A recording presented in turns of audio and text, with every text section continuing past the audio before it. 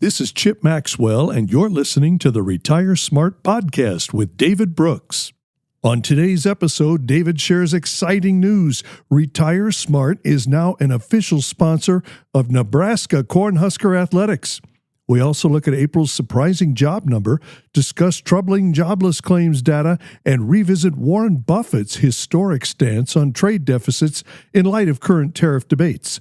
Plus, China's economic struggles and what it all means for investors.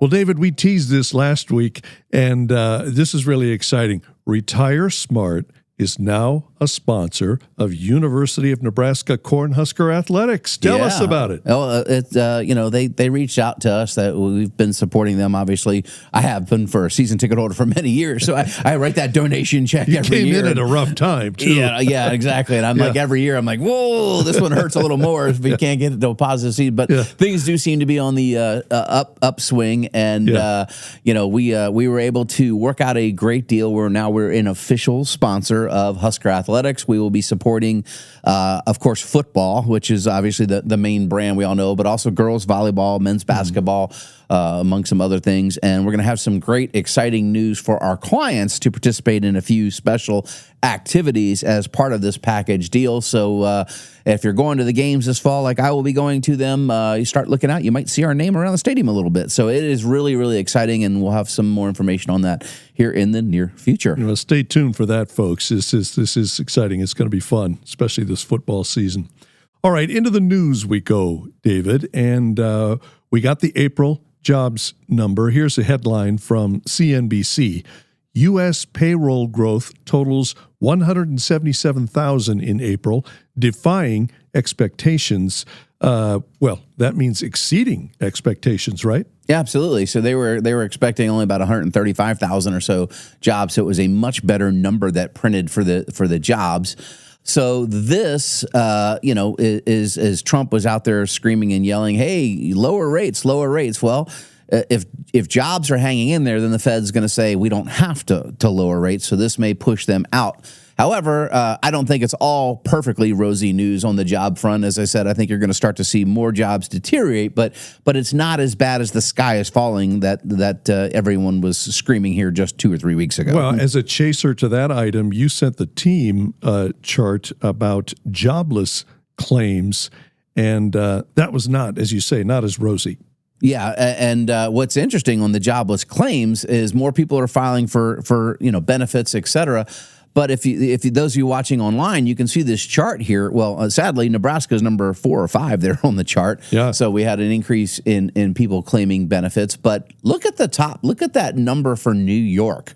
That is like an anomaly. The more claims being filed there than anywhere else, to a alarming rate. So more than 15,000, if I'm looking at this chart right. And Massachusetts, not as bad as New York, but still way out ahead of the pack. And you can see by the chart, there's a couple outliers there, but New York is so far outlying. Something might be amiss in the numbers. I don't know. We have to go dig in what was causing that. But anyway, we read data because we need to make poignant decisions. We need to make logical decisions based off of data. But sometimes there's some of these outliers in the data. You have to start doing a little further investigating, or you have to wait for another round of data to validate, was that real, or was it an anomaly?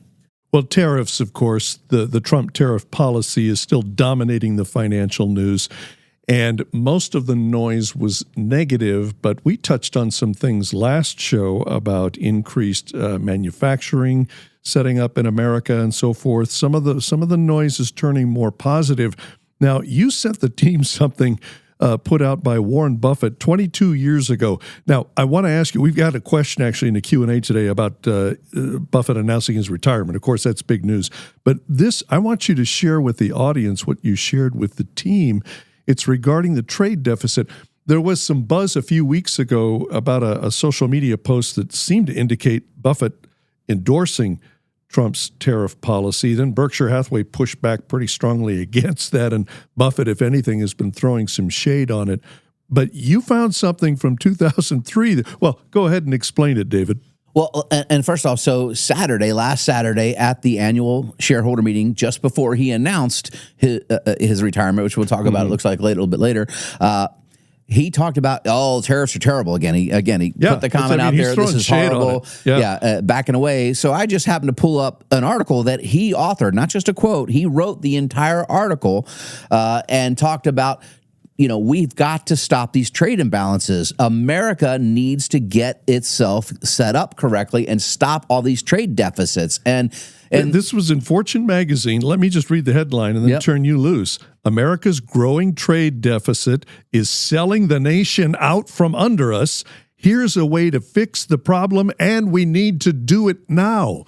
And it's very simple. When we buy a good from another country, we send our dollars to that country. Therefore, the wealth of that dollar, the profit of the things it can do economically has left our borders forever, right? And so these trade imbalances cannot go on indefinitely. Now, we won't have time to get into a complete economics class here, but you have to understand trade imbalances were how we fueled our economy. We are a consumption-based economy. Since we went off the gold standard, the only way to kind of keep things alive was to make sure we imported a lot of cheap goods to keep Americans happy. In other words, drive the cost of goods down, which we have, like electronics. I mean, you can buy a flat screen TV for such cheap dollars from 25, 30 years ago, right?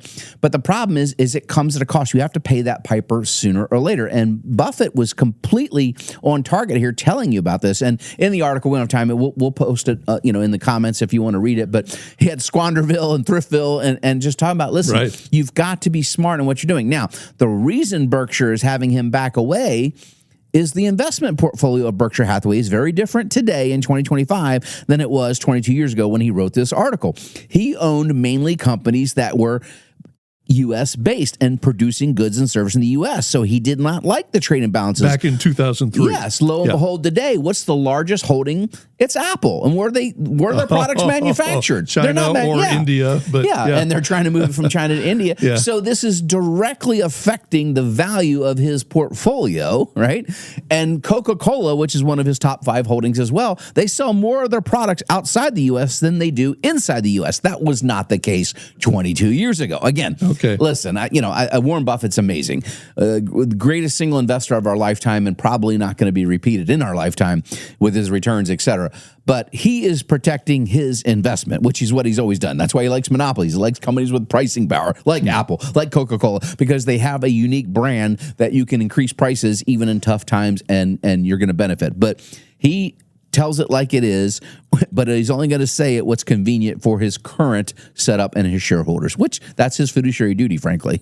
Speaking of China, you've been saying for weeks now, China needs us more than we need China. Here's a CNBC headline. China's factory activity drops to 16-month low in April as trade tariffs bite. Maybe we may need to give this a little time to play out before we reach any final conclusions on Trump's trade policy. You need to understand, China has 5 times the people we have, 5x the people. They have had 1,800 factories close in the last 30 days alone, Chip. In other words, shuttered their doors. They have people rioting, being unemployed. They have a problem. They have a whole generation without mates. If you remember, they had their one-child policy, almost all predominantly male. So you have an entire generation that is now unemployed, doesn't have a mate to go home and console with. They have a major, major problem and uprising, and they have a real estate crisis right now. They have all kinds of issues. We've been talking about this for a while. They are in dire, dire straits. And so I believe that Treasury Secretary Bessent and Trump are absolutely right to put the throttle down on the, yes, we're going to experience some pain here to get through this, but we will absolutely win this negotiation. They need us 10x more than we need them. I mean, it's a tenfold disparity. Back home, David, you sent the team a chart about the debt and about interest being down on the debt, which hasn't happened. Hey, that's weird. Well, is this another benefit of revenue from tariffs?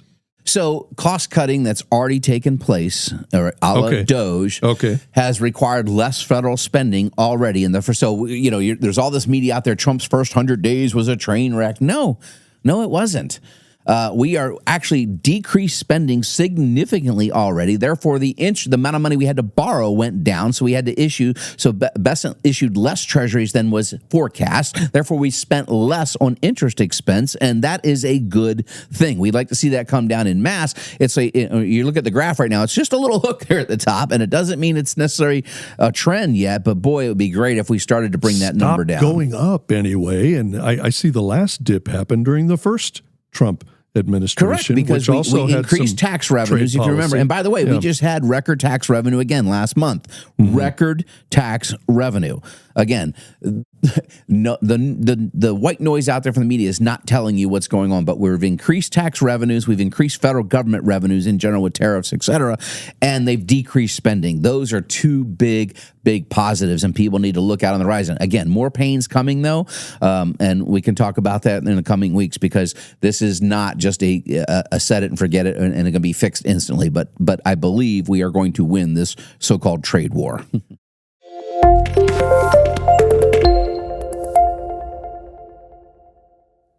Thank you for listening to the Retire Smart podcast with David Brooks.